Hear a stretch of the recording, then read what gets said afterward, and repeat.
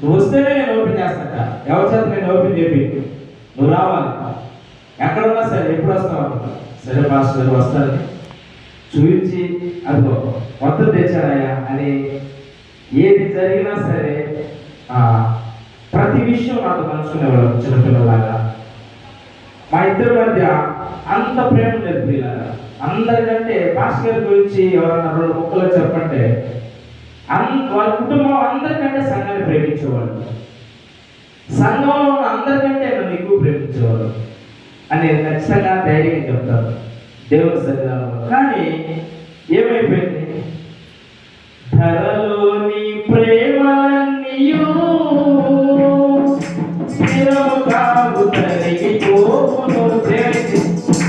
తరిగిపోయిందా లేదా?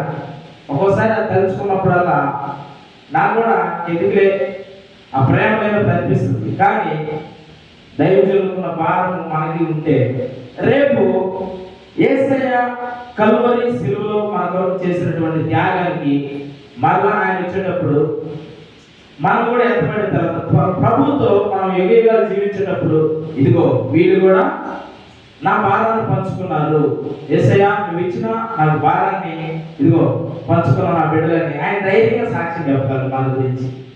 అలా కాకుండా ఎవరు రావడం లేదే, మధ్యలోనికి నేనెందుకు అని అనుకుంటా ఉన్నాం అనుకో. నిజమే, ఇది కడవ దినాలు.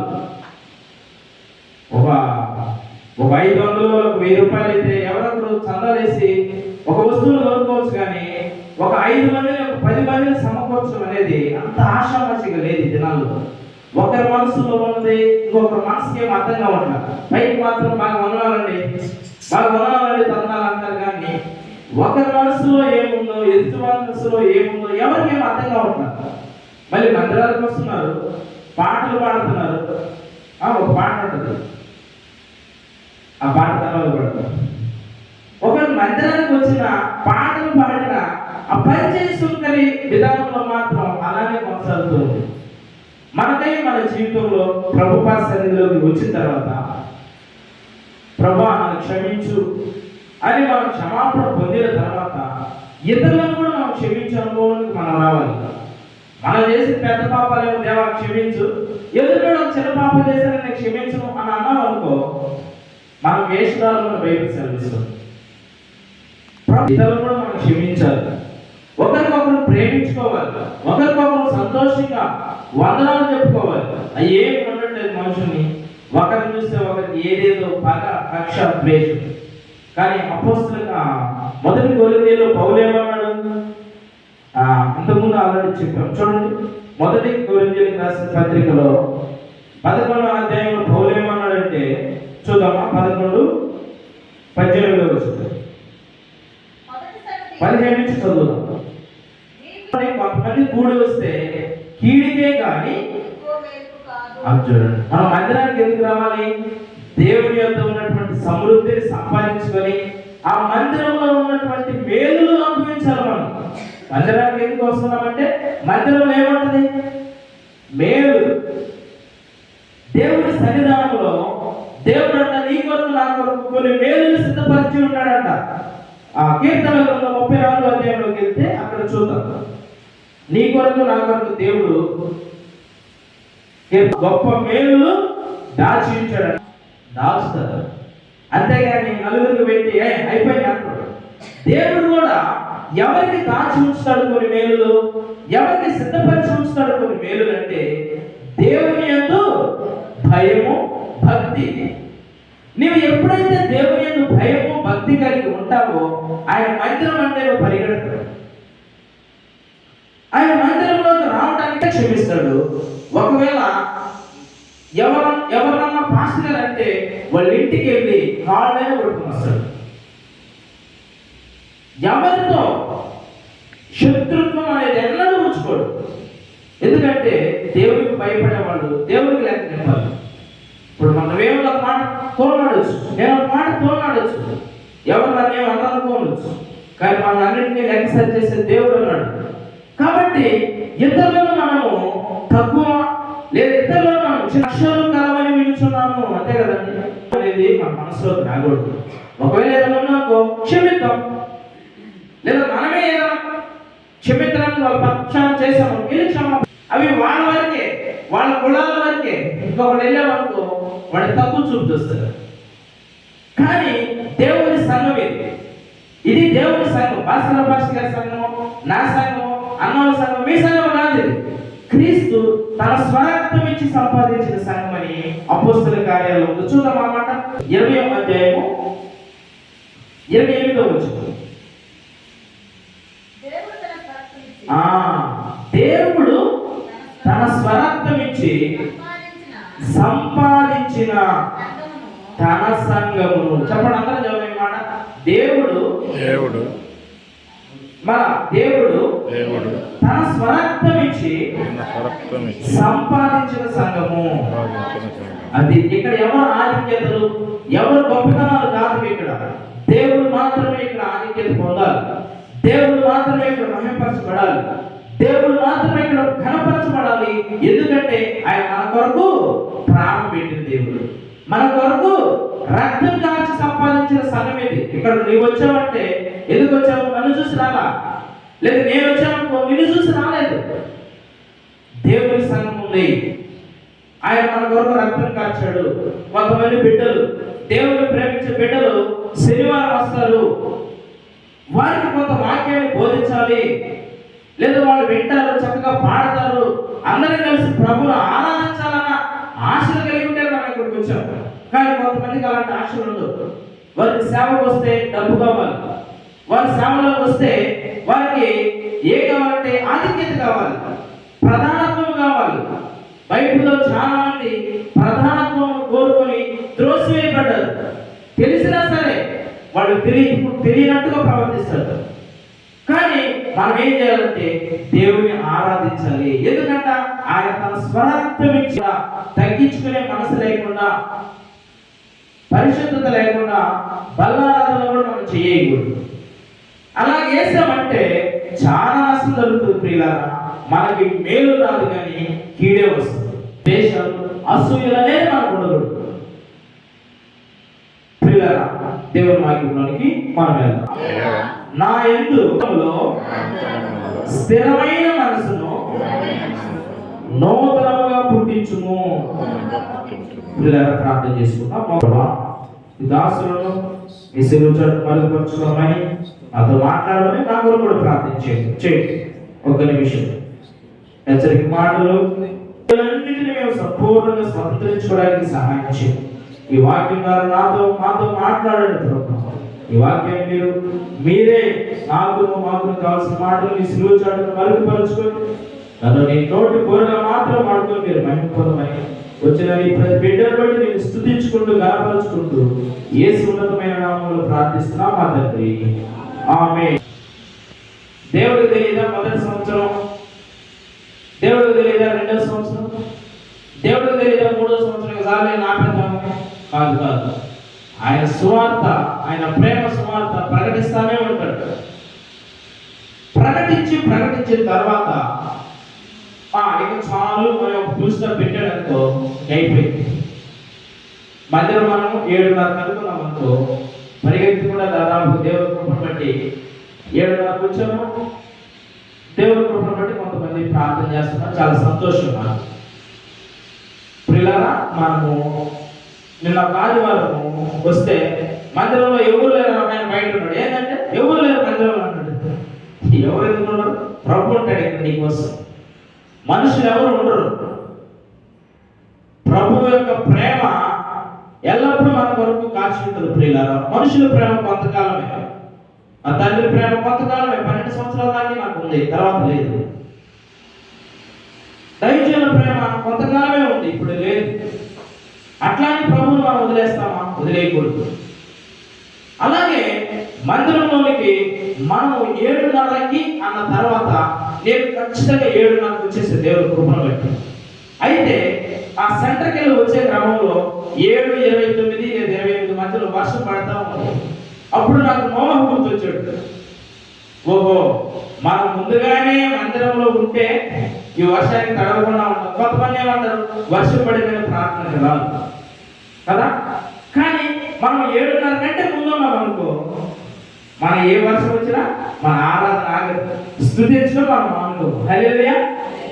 కాబట్టి సమయం విలువ దేవునికి తెలుసు, మనకు కూడా సమయం విలువ మనకు తెలియాలి. మందిరం క్రమం ఇదంటే ఖచ్చితంగా మీరు వచ్చినట్టు ప్రియులారా, ఎవరు వచ్చినా రాకపోయినా దేవుడు మీ కొరకు ఖచ్చితంగా పంపిస్తాడు, ఒకవేళ బతుకులు కావాల్సిన అవసరం వస్తే. కానీ 7:30 అంటే ఈ లోపుగానే వచ్చేయండి. మీరు ఈ లోపుగా మీరు వచ్చేసి ఏం చేయాలంటే, ప్రభా నాతో మాట్లాడు, నా జీవితాన్ని సరిచి నేను ఎలా ఉండాలి, నాతో మాట్లాడని ప్రభువుని మీరు శోధించండి. అంతేగాని ఏదో వచ్చాము ఈ దినాల్లో ప్రార్థన ఏమవుతుందంటే 5 నిమిషాలు ప్రార్థన, 10 నిమిషాలు వాక్యం. 10 నిమిషాల కాలంలో వచ్చేది నాకు ఖచ్చితంగా నేను దేవుని నిజమైన దేవుని సేవకుడు మనుషులు చెప్పింది అన్నాడు వినడు, దేవుడు చెప్పింది మాత్రమే వింటాడు. ఎవరికి భయపడవలసిన అవసరం లేదు ఇక్కడ. దేవుడికి భయపడితే సిద్ధపరిచిన మేలులు, దాచి ఉంచిన మేలులు వస్తాయి, కానీ మనుషులకు భయపడితే ఏమో. పిల్లల మనం ఎప్పుడు దేవునికి భయపడాలి. దేవునికి భయపడి సంఘంలో 7:30 ప్రార్థన ఈ లోపుగానే వచ్చేయండి మాటలు. పిల్లల మన యొక్క జీవితంలో మన హృదయాన్ని శుద్ధ హృదయం, ప్రియుల ఈ శుద్ధ హృదయం మనలో లేకపోతే ఎన్నో కీడులు, ఎన్నో నష్టాలు, ఎన్నో అపాయాలు, అంతకంటే ప్రాముఖ్యమైనది పరలోకానికి మనకు ఎటువంటి సంబంధం లేదు. ప్రార్థన చేయండి. కాబట్టి 5 నిమిషాలు నేను అసలు ఊరుకునేదే కాదు. ఖచ్చితంగా ఈసారి నుంచి ప్రతి ఒక్కరికి మైక్ ఇస్తా, అక్క మీరు కాసేపు, అక్క మీరు కాసేపు. సినిమాలు కొద్దిమందే వస్తారు నాకు తెలుసు, కొద్దిమందినైనా సరే సంపూర్ణముగా ప్రభుత్వం ఐక్యం చేసింది. వారు దేవుని యొక్క ఆశీర్వాదాలు అనుభవిస్తే సరిపోతుంది. వారు చేసే ప్రార్థన దేవుడు ఆలకించడానికి నూతన ఆత్మలు అనేకం వస్తాయి. ముందుగా మనం ఏం చేయాలంటే మన హృదయాన్ని శుద్ధపరచుకోవాలి. చూద్దాం ఇక్కడ శత్రువు యొక్క సంబంధులకి దేవుని యొక్క సంబంధులకి ఎప్పుడో యుద్ధం జరుగుతూ ఉంటుంది. మనం పాటలు పాడామనుకో వాళ్ళు ఓర్చుకోలేదు, మన వాక్యాన్ని బోధించామనుకో వాళ్ళు ఓర్చుకోలేదు, మనం ప్రార్థన చేసామనుకో వాళ్ళు ఓర్చుకోలేరు. వాడి ఉద్దేశం ఏంటి? ప్రార్థన చేయకూడదు, పాటలు పాడకూడదు, వాక్యం చెప్పకూడదు, దేవుడిని ఆరాధించకూడదు అనేది శత్రువు యొక్క పథమై ఉంటే, దేవుడి బిడ్డలు మాత్రం ప్రార్థన చేయడం ప్రెగ్నెంట్ అయింది, వాళ్ళ భర్త తెలిసిందనుకో అందరికీ చాటిపోయేది ఆ గురించి. అది ఆ బిడ్డలకి ఎంతో అవమానం. వాళ్ళ తండ్రి ఇలాంటి మాట అనగానే ఎంతో అవమానం. కానీ ఇక్కడ ఏమన్నది? కామము తీర్చుకున్నట్టుకై నీవెంతో ఉపాయంగా నటించుతున్నావు. దేని తీర్చుకోవడానికంట? కామం తీర్చుకోవడానికంట. ప్రియులారా, కామము నీవు ఎంత వాక్యం విన్నా సరే నిన్ను వాక్యాన్ని హృదయంలో చేర్చుకునేవద్దు.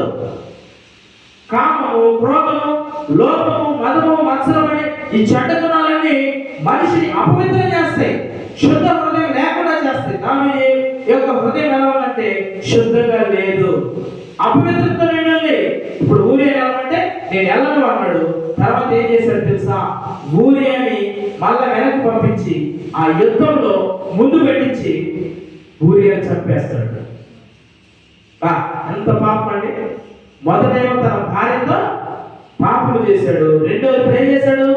తన భర్తను కూడా చంపేపించాడు. మొదట వ్యభిచారి అయ్యాడు, రెండోది నరహంతకుడు అయ్యాడు. దావీదు భక్తి జీవితంలో మన ఇష్టానుసారంగా ఉంటే మనం కూడా ఇదే లెక్కలు పడతాయి. దావీదు కంటే మనమేం శ్రేష్ఠులమా? దావీదు కంటే మనమేం గొప్పగా స్తుతులు చెల్లించేవాళ్ళమా? దావీదు కంటే దేవుడికి ముమ్మారు మనమేమైనా ప్రార్థన చేసేవాళ్ళమా? అలాంటి దావీదే ఇప్పుడు భయంకరమైనటువంటి శోధన కాలంలో ఉన్నాడు. ఒక పక్క వ్యభిచారి అయ్యాడు, ఒక పక్క నరహంతకుడు అయ్యాడు. ఇవన్నీ దేవుని దృష్టికి ఎలా ఉన్నాయంటే 11వ అధ్యాయము 27వ వచనం చివరిగా మాట చదువు. కానీ ఈ పేదవాడి దగ్గర ఒక గొర్రె ఉంది, ఈ ఊరియా దగ్గర బత్షెబ ఒక స్త్రీ ఉంది, ఈ ధనవంతులైనటువంటి దావీదు మాత్రం చాలా మంది భార్యలు ఉన్నారు. వీళ్ళందరూ వదిలేసి ఇదిగో ఊరియా భార్య వెళ్ళాడు చెప్పకుండా మామూలు ఉపమానంగా చెబుతున్నాడు. ఈ పేదవాడి గొర్రె తీసుకున్నాడు మార్గస్థుడు అనగానే దావీదు వెంటనే కోపం వచ్చి ఆ పని చేసినాడు మరణానికి పాత్రుడు అన్నాడు. మాట ఏమని? నేను పాపము చేసితిని. బా, నేను పాపము చేశాను ఒప్పుకుంటున్నాడు, తన పాపాన్ని కప్పుకోకుండా. నేను పాపము చేసితిని, 13 నేను పాపము చేసితిని అని దావీదు నాతానుతో అనగా, నీవు చావకుండునట్లు యెహోవా నీ పాపమును పరిహరించాడు. అతిక్రమములను దాచిపెట్టువాడు వర్ధిల్లుడు. వాటిని ఒప్పుకొని ఏం చేయాలి? అది వాటిని ఒప్పుకొని విడిచిపెడితే మనకేముంటదంటే ప్రియులారా, కనికరం ఉంటుంది. దావీదు అంటున్న మాటలు ఏంటంటే, అతను ఇప్పుడు నా హృదయం ఏమైందంటే అపవిత్రమైపోయింది. దేవా నీ కృప చొప్పున నన్ను కరుణింపుమయ్యా. నీ వాత్సల్య బాహుళ్యం చొప్పున నేను చేసిన పాపాలన్నీ తుడిచివేయి. అది ఏదంట? నా దోషము, నేను చేసిన దుష్కార్యాలు, దోషాలు అవన్నీ పోవనట్లు.